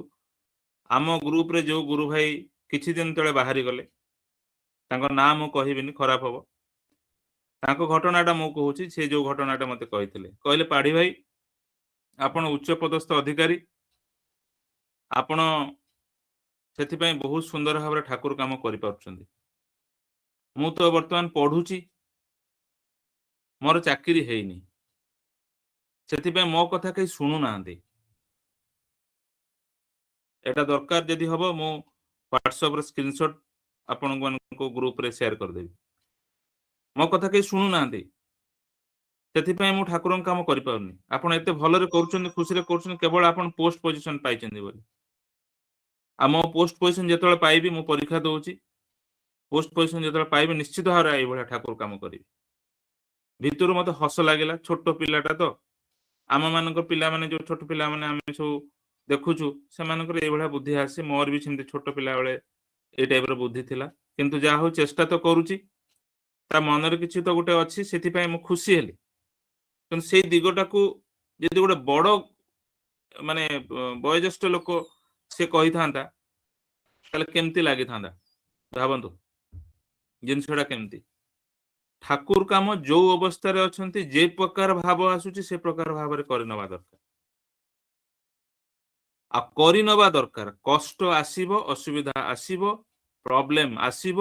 ଏଇ କଷ୍ଟ, ଅସୁବିଧା, ପ୍ରୋବ୍ଲେମ ନୂଆ ନୂଆ ବୁଦ୍ଧିକୁ ଜାଗ୍ରତ କରେଇବ ଏବଂ ସେଇ ନୂଆ ନୂଆ ବୁଦ୍ଧି ଗୁଡ଼ିକ ଯେତେବେଳେ ଜାଗ୍ରତ ହେଇଯିବ, ପୁଣି ପର ପରିସ୍ଥିତିରେ ଯେତେବେଳେ ସେଇ ଟାଇପର ଅସୁବିଧା ହବ, ଆମେ ଉନ୍ନତ ହେଇଯାଇଥିବୁ। ଛୋଟ ଏକ୍ସାମ୍ପଲ, ଟିକେ ବେଶୀ ସମୟ ନଉନି, ବୁଝେଇବାକୁ ପଡେ। ଦ୍ୱିତୀୟ ଜିନିଷ ହେଲା, ଆମେ ଦେଖୁଛୁ ଯେତେବେଳେ ବି ଠାକୁର କାମ ଆମେ କରୁଛୁ, କୋଉଠି ଗୋଟେ କୋଉ କୋଉ ଜିନିଷ ଗୁଡା ଅଭାବ ହୁଏ ଆପଣ ଦେଖନ୍ତୁ। ଏକ ତ ଅର୍ଥର ଅଭାବ ହୁଏ, ଦୁଇରେ ମଣିଷର ଅଭାବ ହୁଏ। ଆଜିର ଦେଖୁଛନ୍ତି ଆପଣଙ୍କର ଆଶ୍ରମର ଗୁଡାଏ ପ୍ରୋଜେକ୍ଟ ପଡି ରହିଛି। ଠାକୁର ବହୁତ ପ୍ରୋଜେକ୍ଟ କହିଥିଲେ, ଗଙ୍ଗାଧର ପ୍ରୋଜେକ୍ଟ ହଉ କି ୟୁନିଭର୍ସିଟି ହଉ, ଯାହା ବି ସବୁ ପଡି ରହିଛି। ତାର କାରଣ କଣ? ମଣିଷର ଅଭାବ। ତାହେଲେ ସବୁ ଠାକୁର କାମରେ ମଣିଷର ଅଭାବ ଅଛି। ଆଉ ଗୋଟେ ବି କଥା କହିଦଉଛି, ମଣିଷର ଅଭାବ ଗୋଟେ ପଟେ ଯେତିକି, ମଣିଷ ମାନେ ଯେତିକି ଅଛନ୍ତି ସେମାନଙ୍କ ଭିତରେ ଯୋଉ ମାନେ ଖରାପ ମାନେ ଚରିତ୍ର କୁହନ୍ତୁ, ଯାହାବି କୁହନ୍ତୁ, ଗୋଡ ଟଣା ନୀତି କୁହନ୍ତୁ, କାହାକୁ ଉଠେଇବାକୁ ଦେବେନି, କି ସଂଗତି ଭାଙ୍ଗିବାର ପ୍ରକୃତି ଦେଖନ୍ତୁ କେତେ ଜଣଙ୍କର। ଏ ପ୍ରକାର ମଣିଷ ଠାକୁରଙ୍କ ଟାଇମ ରେ ଥିଲେ, ବଡଦାଙ୍କ ଟାଇମ ରେ ଥିଲେ, ପୂଜବ ଦାଦାଙ୍କ ଟାଇମ ରେ ଥିଲେ, ଏବେ ଆଚାର୍ଯ୍ୟଙ୍କ ଟାଇମ ରେ ବହୁତ ବଢି ଯାଇଛି। ସେଥିପାଇଁ ଠାକୁର ଆଚାର୍ଯ୍ୟ ଦେବ କହୁଛନ୍ତି ସିଧାସଳଖ ଆଶ୍ରମ ସହିତ କନେକ୍ଟ ରୁହ। ସମସ୍ତେ କର୍ମୀ, କେହି ରୀତିକି ଯୋଉ ପାଞ୍ଜାଧାରୀ ସେମାନେ ନୁହେଁ। କାହିଁକି ଏସବୁ ୱାର୍ଡ ଗୁଡା ୟୁଜ ହଉଛି, ତ କାରଣଟା ବୁଝନ୍ତୁ। ବିରୋଧ, ବାଧା, ଏଇ ଟାଇପର ବୁଝିପାରୁଛନ୍ତି। ତ ଏଇ ଯୋଉ ଜିନିଷ ଗୁଡିକ ହଉଛି, ସେଗୁଡିକ ଏଗୁଡିକ ଯୋଉ ଜିନିଷ ହଉଛି, ସେଗୁଡିକ କଣ କରୁଛି? ଆମର ବାଧା ସୃଷ୍ଟି କରୁଛି। କିନ୍ତୁ ଯଦି ବାଧାକୁ ଆମେ ଜୟ କରିବା ଶିଖିନାହୁଁ, ତାହେଲେ କଣ ହବ? ଗୋଟେ ଠାକୁର କାମ ନେଲେ ଆଣ୍ଠେଇ ପଡିଲେ, ଆଉ ଗୋଟେ ଠାକୁର କାମ ନେବେ, ସେମିତି ଆଣ୍ଠେଇବା। ତାର କାରଣ ହେଲା, ଏଇ ବାଧାକୁ ଜୟ କରିବା ପାଇଁ ଯୋଉ କୌଶଳ ଦରକାର, ଯୋଉ ବୁଦ୍ଧି ଦରକାର, ଯୋଉ ମାନେ ଭିତର ଦେଇକି ଆମ ସହନଶୀଳତା ବଢିବା ଦରକାର, ସେଗୁଡିକ ଯଦି ଗୋଟେ ଠାକୁରଙ୍କ କାମ କରୁ କରୁ ଶିଖି ଯାଇଥାଉ, ତାହେଲେ ଆଉ ଗୋଟେ କାମକୁ ସୁବିଧା ହୁଏ। ଠିକ ଅଛି।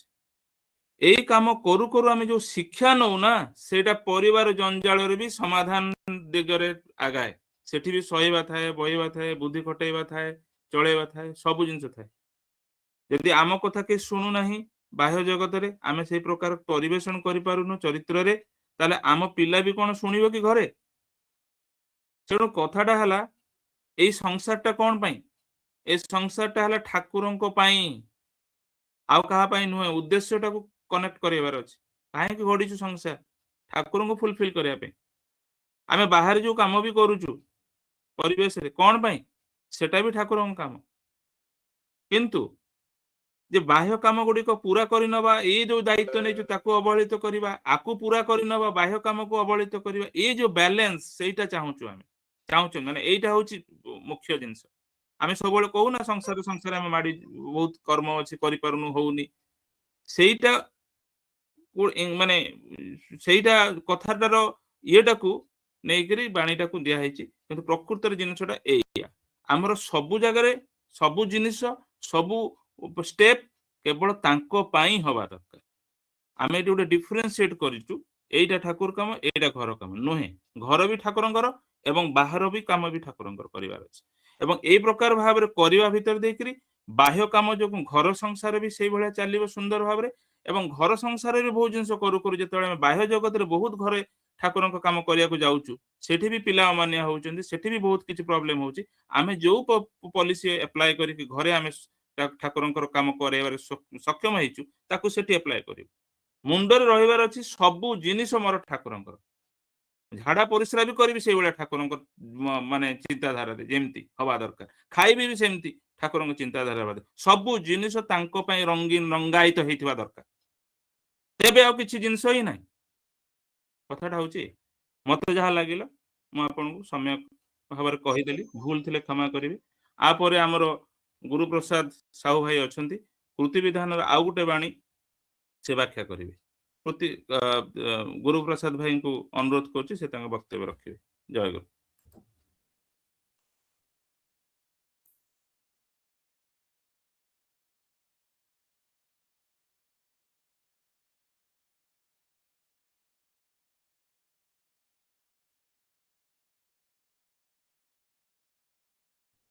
गुरु प्रसाद भाई अच्छा कि? गुरु प्रसाद भाई अच्छा कनेक्ट तो होती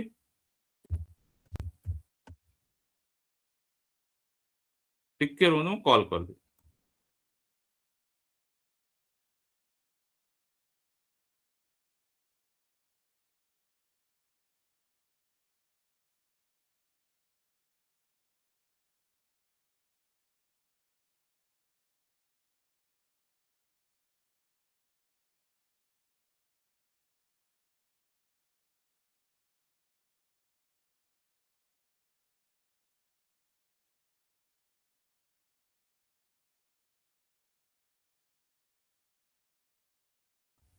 हाँ गुरु प्रसाद भाई लैपटॉप रे जॉइन करबे चाहुथिले हे पार नथला वर्तमान तो जॉइनिंग पई रिक्वेस्ट आसिला मु जॉइन करे देछि।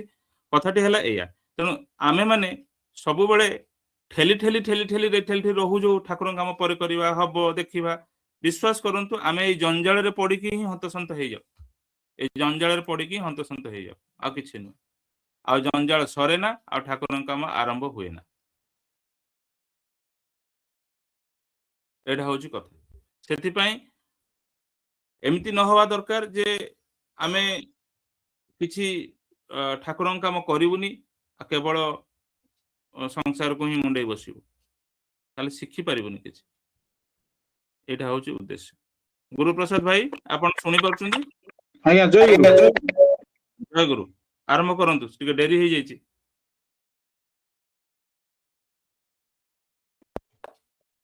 हाँ समस्त जय गुरु। जय गुरु। परम प्रेम श्री ठाकुर अनुचंद्र परमाराध्या जगतजननी लक्ष्मी माँ जुगाचार्य श्री बरदा आज प्रधान दादा और ठाकुर परिवार समस्त आत्मचरण कोटि कोटि प्रणाम और ऑनलाइन समस्त भाई और माँ मान मोर जय गुरु।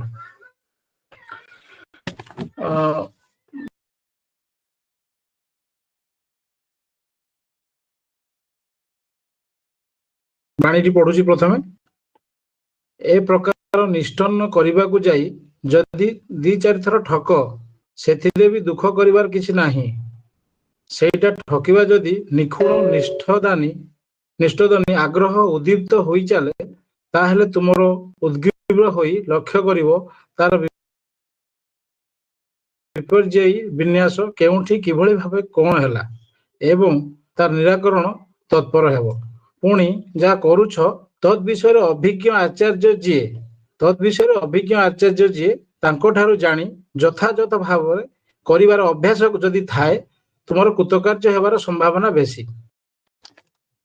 बाणीर तात्पर्य होची जे कर्म केवल काम नुहे कर्म हेउची जीवनर आत्मा आ मनुष्यर परिचय बा भविष्यतर निर्माता माने आज आम जो कोन कर्म करबा भविष्य में आम तार ही फल मिल आमको। आम मैंने बेले बेले कहती जे आम भाग्यर नथिला लेखा एमती थिला हबार सेमती भाबवाटा भूल। ठाकुर भाषा रे बिना आम कर्म करी मनकर जहाँ पाइबा इच्छा से न करी पाइबार फेल हवा आम भाविबा जे भाग्य नथिला सेटा भूल।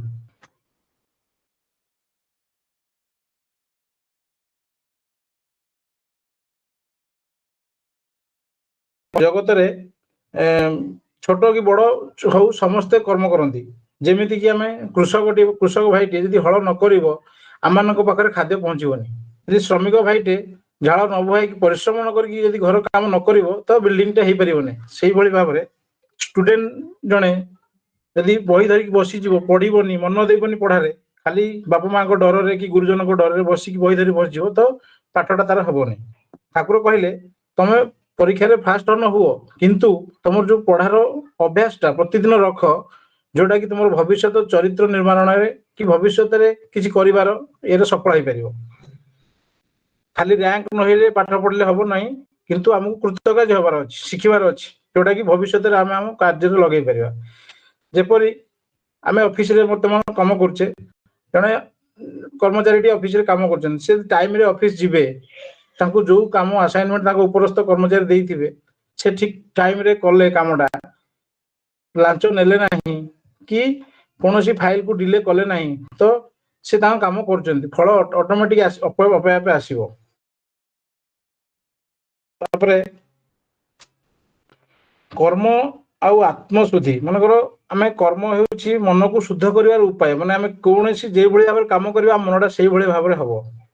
ନିଷ୍କାମ ଭାବରେ ଆମେ କାମ କଲେ ଫଳକୁ ଆଶା ନ ରଖି କିନ୍ତୁ କାମ ଆମେ କରିଚାଲେ ସଠିକ ଭାବରେ, ଫଳ ଅଟୋମେଟିକ ଭଗବାନ କି ଠାକୁର ତାଙ୍କ ଇଏରେ ଦେବେ। ଯେଭଳି ଭାବରେ ଅଫିସ କାମ ଗଲା, ଘର କାମ ମନେକର ଠାକୁର କହିଛନ୍ତି ଯେ କେବଳ ଯେ ଖାଲି କାମ କରିବାଟା କାମ ନୁହଁ, ପ୍ରତି ମୁହୂର୍ତ୍ତରେ ଆମେ ଗୋଟେ କୌଣସି ନା କୌଣସି କାମ କରିଥାଉ। ସେଇ ଭିତରେ ଦେଇ ଠାକୁରଙ୍କ ଭାବନା ରଖି ଯଦି ଜଣେ କାମ କରନ୍ତି ଡେଲି ଲାଇଫ କଥା କହୁଛି, ସପୋଜ ଆମ ଘରେ ପ୍ୟାରେଣ୍ଟସ ଅଛନ୍ତି, ବୟସ୍କ ପ୍ୟାରେଣ୍ଟସ, ତାଙ୍କର ସେବା କରିବା, କି ଘରେ ପୁଅ ଝିଅ ଅଛନ୍ତି ତାଙ୍କୁ କେମିତି ସୁସଂସ୍କାର ଦବା, ତାଙ୍କ ପାଠ ପଢା ପ୍ରତି କେମିତି ତାଙ୍କୁ ତଦାରଖ କରିବା, ଏ ବି ଗୋଟେ କାମ। ତେଣୁକରି ବିଜନେସ, ଜଣେ ଭାଇ ବିଜନେସ କରୁଛନ୍ତି, ତ ବିଜନେସ ରେ ସେ ଦେଖିବେନି ଯେ ମୁଁ ରାତାରାତି ବିଜନେସ କରିକି କୋଟିପତି ହେଇଯିବି, ସେ ତାଙ୍କର ଠିକ ଓଜନ ମାପରେ ଦଉଥିବେ, ବେଶୀ ଲାଭ ରଖୁନଥିବେ, ତ ହେଇପାରେ ଲାଭ ତାଙ୍କର କମ ହେବ ଆଜି, କିନ୍ତୁ ସେ ତାଙ୍କର କଷ୍ଟମରଙ୍କ ଉପରେ ଗୋଟେ ଭରସା କ୍ରିଏଟ କରନ୍ତି, ଯୋଉ ଭରସା କି ଲଙ୍ଗ ଟର୍ମରେ ତାଙ୍କୁ ସାହାଯ୍ୟ କରେ ତାଙ୍କ ବିଜନେସ ଗ୍ରୋଥ କରିବାରେ। ଏବଂ ଯେମିତି ଆମେ ଦୈନନ୍ଦିନ ସକାଳୁ ଉଠି ସଫାସୁତୁରା ହେଇ ଆମର ଯୋଉ ଇଷ୍ଟବୃତ୍ତି କଲା ପରେ, ନାମ ଧ୍ୟାନ କଲା ପରେ ପ୍ରାର୍ଥନା କରୁ, ପ୍ରାର୍ଥନା କରିକି ଯୋଉ ବହି ପଢୁ, ତାପରେ ପୁଣି ଅଫିସ ଯାଉ, ଦୈନନ୍ଦିନ ଜୀବନରେ ତା ଭିତରେ ଦେଇ ଠାକୁରଙ୍କ କାମ କିଛି ନା କିଛି କରିଥାଉ। ସେ କହୁଛନ୍ତି ତଦ୍ ବିଷୟରେ ଅଭିଜ୍ଞ ଆଚାର୍ଯ୍ୟ ଯିଏ ତାଙ୍କ ଠାରୁ ଜାଣି ଯଥାଯଥ ଭାବରେ କରିବ। ମନେକର ଯୋଉ କୌଣସି ଆମ କାମ କରିବ, ମନେକର ଆମେ କ୍ରିକେଟ ଜଣେ କୋଚିଂ ଯାଉଛି, ତ ଭଲ କୋଚ ଯିଏ, ସେ ପ୍ଲେୟାର ନ ହେଇଥାଉ ଭଲ, କିନ୍ତୁ ଭଲ ଶିକ୍ଷା ଦଉଥିବାର ଅଛି, ତାଙ୍କ ପାଖରୁ ଯୋଉ ଯୋଉ ଗୁଣ ଗୁଡା ଆମେ ଖେଳର ଶିଖିବା, ଯଦି ଆମେ ସଠିକ ଭାବରେ ଅଭ୍ୟାସ କରିବା, ଆମେ ଦିନେ ଭଲ ଖେଳିପାରିବା କି କୃତକାର୍ଯ୍ୟ ହେଇପାରିବା। ସେଇ ସମୟରେ ଏଇ ଅନୁଭୂତି ନେଇକି ମୁଁ ଗୋଟେ କହୁଛି, ଆମ ଆମ ଗାଁ ବୋଲଗଡରେ ସତ୍ସଙ୍ଗ ମନ୍ଦିର ଅଛି, ତ ସେ ଏରିଆରେ ଯୋଉ ମନ୍ଦିର ଷ୍ଟାର୍ଟ ହେଇଥିଲା, ଜଣେ ଋତିକ ଦେବତା ଥିଲେ, ପ୍ରଫୁଲ୍ଲ ବିଧାର ମହାପାତ୍ର, ସେ ତାଙ୍କ ନିଜସ୍ୱ ଜମି ଦେଇଥିଲେ ସତ୍ସଙ୍ଗକୁ ମନ୍ଦିର କରିବା ପାଇଁ।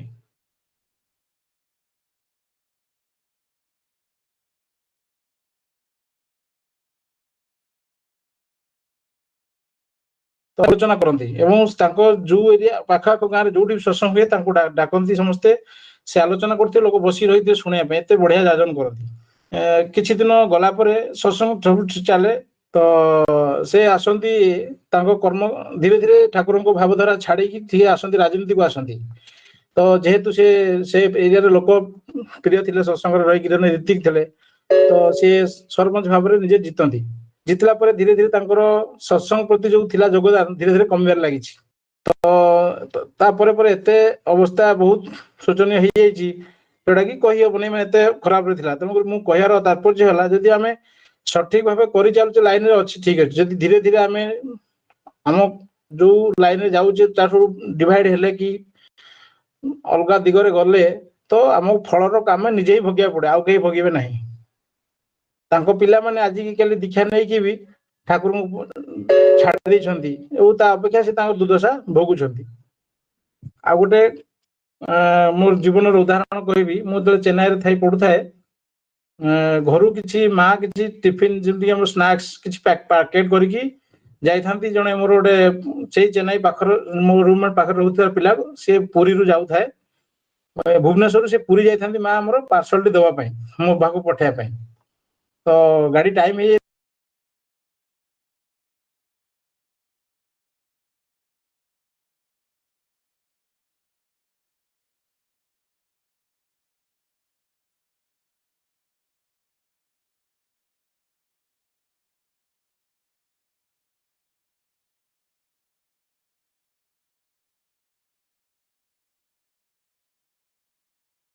ଡାକୁଥାନ୍ତି ସେ ପାଖରେ ଆଉ ଜଣେ ଭଦ୍ର ବ୍ୟକ୍ତି ବସିଥିଲେ ଭାଇ ସେ ବାଙ୍ଗାଲୋର ଯିବାର ଥିଲା ଚେନ୍ନାଇରେ ଓହ୍ଲେଇବେ ବାଙ୍ଗାଲୋର ଆଉ ଗୋଟେ ଟ୍ରେନ ଧରି ଯିବେ ତ ସେ ମାଙ୍କୁ କହିଲେ କି କଣ ହେଇଛି କୁହନ୍ତୁ ସେ କହିଲା ପରେ ସେ କହିଲେ ଦିଅନ୍ତୁ ମତେ ଦିଅନ୍ତୁ ପୁଅକୁ ନମ୍ବର ଦିଅନ୍ତୁ ଯଦି ପୁଅ ଠିକ ଟାଇମରେ ଆସି ପହଞ୍ଚିବ ଚେନ୍ନାଇରେ ମୁଁ ଦେଇଦେବି ତ ଯୋଗକୁ ସେୟା ହେଲା ସେ ନେଲେ ସେ ଭାଇ ଜଣକ ମୁଁ ତାଙ୍କୁ ନମ୍ବର ରଖିଲି ଫୋନ କଲି ଠିକ ସମୟ ଟ୍ରେନ ଆସିବା ପୂର୍ବରୁ ମୁଁ ଯାଇ ପହଞ୍ଚି ଯାଇଥାଏ ଷ୍ଟେସନରେ ତାଙ୍କଠୁ ଜିନିଷଟି ଆଣିଲି ତ ଏମିତି ଜିନିଷ ଯଦି ଆମ ମନ ଆମେ ଆଜି ଠକିଦେଲେ କିନ୍ତୁ ଆମ ମନ ଭିତରେ ଅଛି କରିବାର ଜିଲଟା ଅଛି ଆମେ ନିଶ୍ଚୟ ଆଜି ନାହିଁ ଦି ଦିନ ନାହିଁ 3 ଥର ଆଟେମ୍ପ୍ଟ ଦବା କିନ୍ତୁ ସଠିକ ଆମେ ଫଳ ପାଇବା ତାପରେ ତୁମର କୃତକାର୍ଯ୍ୟ ହେବାର ସମ୍ଭାବନା ବେଶୀ ଯଦି ଆମେ ଅଭ୍ୟାସ କରୁଥିବା ଯଦି ଅଭ୍ୟାସ ଛାଡିଦବା ମନେକର ଆମେ ନାମଧାନ 10 ଦିନ କଲେ ଆଉ 10 ଦିନ କଲେନି କି ଆଉ 15 ଦିନ କଲେନି ତ ତାର କିଛି ଫଳ ରହିବନି କଣ୍ଟିନ୍ୟୁଟି ଦରକାର ପ୍ରତ୍ୟେକ କାମରେ ଯେକୌଣସି କାମ କରନ୍ତୁ ନା କାହିଁକି ତ ସମୟ ହେଇଗଲାଣି ଆହୁରି ଅଛି 10 ମିନିଟ୍ ଆଜ୍ଞା ଆଉ ଥରେ ପଢି ଦଉଛି ତଦ୍ ବିଷୟରେ ଅଭିଜ୍ଞ ଆଚାର୍ଯ୍ୟ ଯିଏ ତାଙ୍କଠାରୁ ଜାଣି ଯଥାଯଥ ଭାବରେ ଅଭ୍ୟାସ କରିବେ ଯଦି ଥାଅ ତୁମ କୃତକାର୍ଯ୍ୟ ହେବାର ସମ୍ଭାବନା ବେଶୀ ତେଣୁ ଆଉ ଗୋଟେ କଥା ନିଜ ଭୁଲ ସୁଧାରିବାକୁ ଚେଷ୍ଟା କରିବା କୃତକାର୍ଯ୍ୟର ଲକ୍ଷଣ କେମିତି ମଣିଷ ମୁହଁରେ କହେ ସେ ମରିବାକୁ ଚାହେଁ ନା କିନ୍ତୁ ମରିବାର କାମ ହିଁ କରେ କଣ କରେ ନା କିଏ ନିଶା ଦ୍ରବ୍ୟ ସେବନ କରେ କିଏ ଖରାପ କାମ କରେ କର୍ମଫଳ ଯେତେବେଳେ ମାଡି ବସେ ସେତେବେଳେ ସମସ୍ତଙ୍କ ମୁଣ୍ଡରେ ଅଠା ବୋଳେ ଯେ ମୋର ୟା ପାଇଁ ଏମିତି ହେଇଗଲା ସେ ପାଇଁ ସେମିତି ଅନ୍ୟ ଉପରେ ଏକ୍ସକ୍ୟୁଜ ଦେବା ପାଇଁ ଚେଷ୍ଟା କରେ କିନ୍ତୁ ନିଜର ଦୋଷ ଯେ କେଉଁଠି ତାହା ଆଉ କେହି ଦେଖେ ନାହିଁ କି ସୁଧାରିବାକୁ ଚେଷ୍ଟା କରିନାହିଁ ଯଦି ନିଜର ଦୋଷକୁ ଆମେ ଦେଖିପାରିବା କି ଆମେ କୋଉଠି ଭୁଲ କଲେ ଜାଣିପାରିବା ପଛେ ସେଟାକୁ ଆମେ ସୁଧାରିବାକୁ ଚେଷ୍ଟା କରିବା ତାହେଲେ ଆମେ ସଫଳତା ପାଇବା ସୁତରା ପରମ ଦୟାଲ ଲକ୍ଷ୍ୟ ଚାହିଁଲେ ମଧ୍ୟ ଏଭଳି ମଣିଷକୁ ରକ୍ଷା କରିବେନି ଯଦି ନିଜର ଭୁଲକୁ ବାରମ୍ବାର ଆମେ କରୁଥିବା ରିପିଟ କରୁଥିବା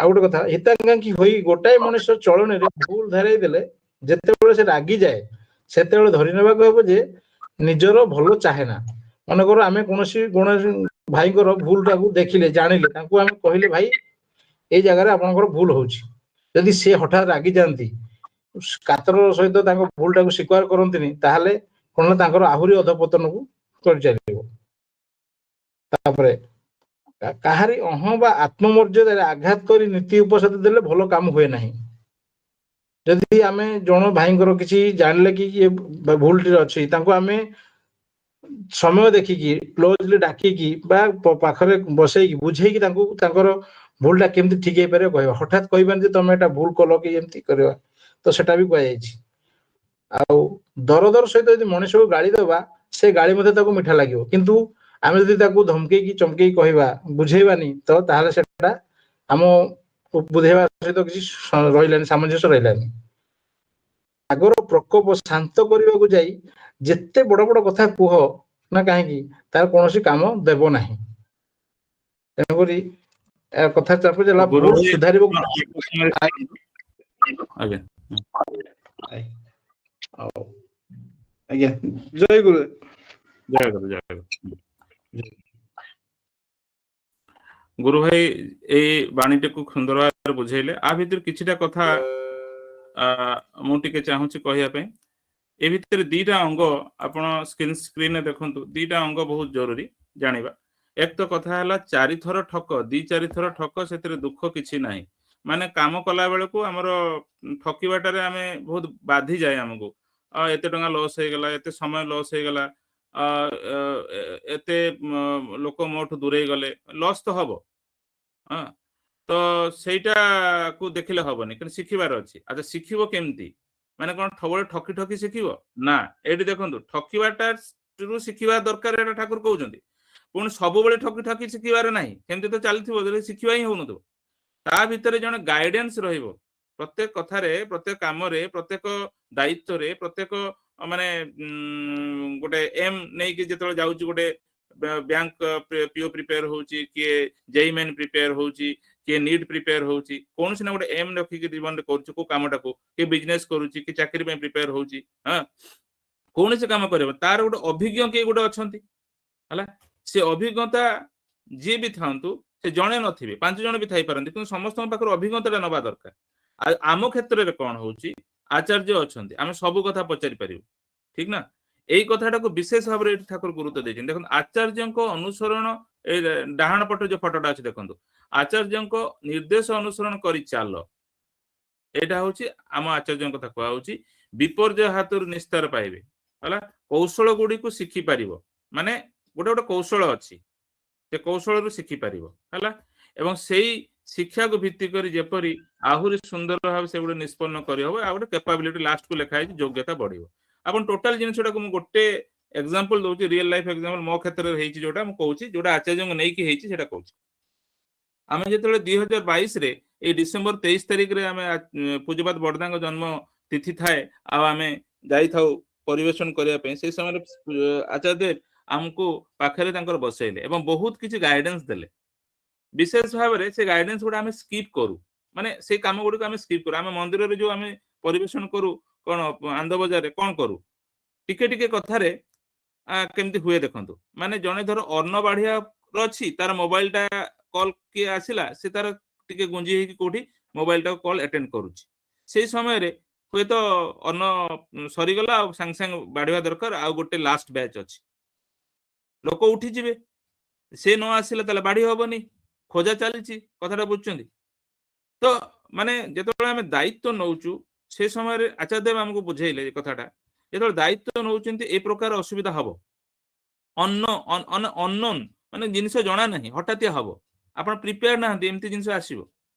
ଏ କଥା କହିଛନ୍ତି ତାହେଲେ କେମିତି କରିବେ ସେଟାକୁ ବିଫୋର ପ୍ଲାନିଂ ରେ ଆପଣ ଆଗାନ୍ତୁ ଏଇ କଥାଟା କହିଥିଲେ ହେଲା ଯୋଉ ଭିଡିଓଟା ଆମର ରେକର୍ଡିଂ ହେଇଛି ସେଥିରେ କମ୍ପ୍ଲିଟ ଆଶୀର୍ବଚନ ଆଚାର୍ଯ୍ୟଙ୍କର ଅଛି ଏଇ ଗୋଟେ ଜିନିଷ ଅଛି ଯେ କେମିତି ମାନେ ହଠାତ୍ ଜିନିଷ ସଡନ ଜିନିଷ ଆସିଲା ତାକୁ କେମିତି ଟ୍ୟାକେଲ କରିବେ ତ ଆମେ ଯଦି ପ୍ରିପେୟାର ଟିକେ ବି ହେଇଥାଉ ତାହେଲେ ବୁଦ୍ଧି ଜୁଟିବ ଆପଣ ଲକ୍ଷ୍ୟ କରିବେ ଆଜିର ସେସନ ଦେବଦତ୍ତ ଭାଇ କହୁଛନ୍ତି ଗୁରୁ ପ୍ରସାଦ ଭାଇ ବି କହୁଛନ୍ତି ମୁଁ ଚାହିଁଥିଲି କେବଳ ଦେବଦତ୍ତ ଭାଇଙ୍କୁ ଦିଟା ବାଣୀର ସେସନ ଦେଇ ଦେଇଥାନ୍ତି କିନ୍ତୁ ଯଦି ନେଟୱାର୍କ ପ୍ରୋବ୍ଲେମ ହେଇଥାନ୍ତା ମାନି ନିଅନ୍ତୁ କିମ୍ବା ଦେବଦତ୍ତ ଭାଇଙ୍କର କିଛି ଅସୁବିଧା ହେଇଥାନ୍ତା ତାହେଲେ ଟୋଟାଲ ସେସନ ଟା କରି ହେଇ ନଥାନ୍ତା ଦେଖନ୍ତୁ ଆଉ ଗୋଟେ ଦିନ ବି ଆପଣ ଲକ୍ଷ୍ୟ କରୁଥିବେ ନାମଧ୍ୟାନ ସେସନରେ ଆପଣ 3 ଜଣ କହିଥିଲେ ତ ମୋର ଘଣ୍ଟେ କରିବାର ଇଚ୍ଛା ଥିଲା କିନ୍ତୁ 1.5 ଘଣ୍ଟା କରିଥିଲି ଯଦି ଜଣେ ନ କରି ପାରିଲେ ବି ଘଣ୍ଟେ ହେଇଯିବ ସବୁବେଳେ ବେକଅପ୍ ରହିବାର ଅଛି ଏଇ ଯୋଉ ଆଚାର୍ଯ୍ୟଙ୍କ କଥା ମୁଁ ଶିଖିଛି ସେଇଠୁ ମୁଁ ଏଇ ଜିନିଷ କରେ ଯେତେବେଳେ ବି କୌଣସି ନା କୌଣସି କାମ କରେ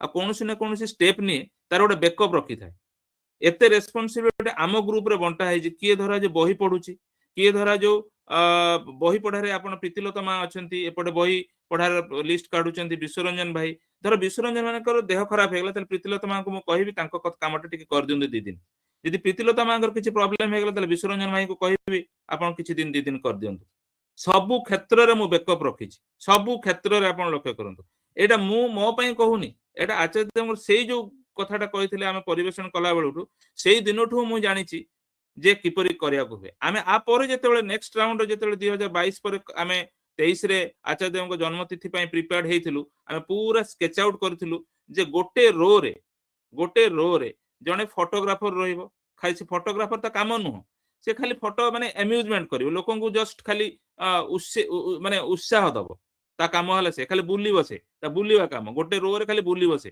କାହାର ଦରକାର ଅର୍ଣ୍ଣ କାହାର ଦରକାର କଣ ଏକ୍ସଟ୍ରା ଲୋକ ରଖା ହେଇଥିଲା କାହିଁକି ରଖା ହେଇଥିଲା ତାର କାରଣ ହେଲା ଯେ କେହି ଯଦି ପଳେଇଲା କାହାର କିଛି ଅସୁବିଧା ହେଲା ତାହେଲେ ସେ ଜାଗାରେ ସେ ରିପ୍ଲେସ କରିବ ସେ ଗୋଟେ ବିପ୍ର ଥିଲା କିନ୍ତୁ ସବୁ ରୋରେ ଆମେ ଯେତିକି ରୋ ନେଇଛୁ ଆମେ ଏମିତି ପ୍ଲାନିଂ କରିଥିଲୁ ସେଇ ଆଚାର୍ଯ୍ୟ ସେଇ ଗୋଟେ କଥା ବହୁତ ମାନେ ଭିତରକୁ ମୁଁ ନେଇଯାଇଥିଲି ଯେ ନାଇଁ ଆମକୁ ସେଇଟାକୁ ଦେଖିବାକୁ ପଡିବ କାରଣ କଣ ନା ଇଷ୍ଟଙ୍କର କର୍ମ ସେଇ ଇଷ୍ଟଙ୍କ କର୍ମଟାକୁ ଆମକୁ ଯେମିତି ହେଲେ ପୁରା ଇଷ୍ଟ ଖୁସି ହେଲା ଭଳିଆ କରିବାର ଅଛି ଆଚାର୍ଯ୍ୟ ଖୁସି ହେଲା ଭଳିଆ କରିବାର ଅଛି ସେଇଟା ଯଦି ବୋଧ ହୁଏ ତାହେଲେ କୌଶଳ ଗଜାଏ ମୁଣ୍ଡକୁ ବୁଦ୍ଧି ଆସେ ଆଉ କରିବା ବି ହୁଏ କିନ୍ତୁ ସବୁ ଜିନିଷ ଗୋଟେ ଅଭିଜ୍ଞ ଜଣେ କିଏ ଥିବେ ହେଲା ତାଙ୍କ ପାଖରୁ ପଚାରିବାର ଅଛି ବୁଝି ନେବାର ଫଟକିନି ନିଜେ କରିନେବାର ନାହିଁ ହେଲେ କଣ ହବ ବହୁତ ଜିନିଷ ଠକାମିରେ ପଡିବାର ଅଛି ଏମିତି ତ ଠକାମିରେ କିଛି ନା କିଛି ତ ପଡିବା ସେଇଟା ଶିକ୍ଷା ନବା କିନ୍ତୁ ଗାଇଡେନ୍ସ ଦରକାର ଏ ଜାଗାରେ ଗାଇଡେନ୍ସ ଡାହାଣ ସାଇଡରେ ଫଟୋରେ ଅଛି ଏବଂ ଲେଫ୍ଟ ସାଇଡରେ ଠକାମିର ଶିକାର ହେଲେ ବି ମନକୁ ନବାର ନାହିଁ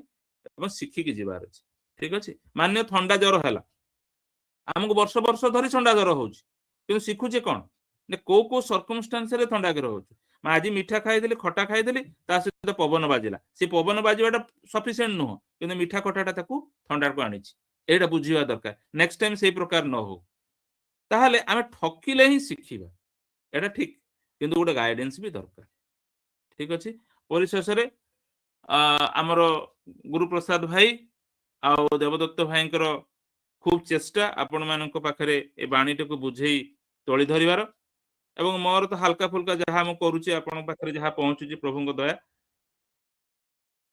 एई जो वातावरण टाको मु तैयारी करिया को चाहूची जे गोटे गोटे बाणी आम जीवन रे केते मूल्य रखे सब बाणी तो मूल्य रखे को जिनस गुड़ा आमे प्राय तो टिके से अभ्यास रे भूल करू से गुडी को ठीक करिया पई विशेष प्रयास मोर आपण मानक भितरे बाणीटा खाली शुणिबा न रहू कार्य परिणत रहू आपण माने उपकृत हुअन्तु एवं आपण उपकृत हेले समाज रे किछि ना किछि प्रभावटा पड़िबो घर बाहर समाज रे पड़िबो एइटा उद्देश्य आम आचार्य को समर्पण भाव रे एई जिनसटा आमे करिया को चाहूछु आपनकर उपकार हो मंगल हो परिशेष रे समस्त को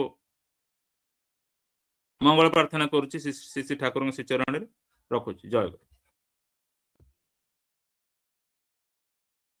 जय गुरुदेव जय गुरु जय गुरु।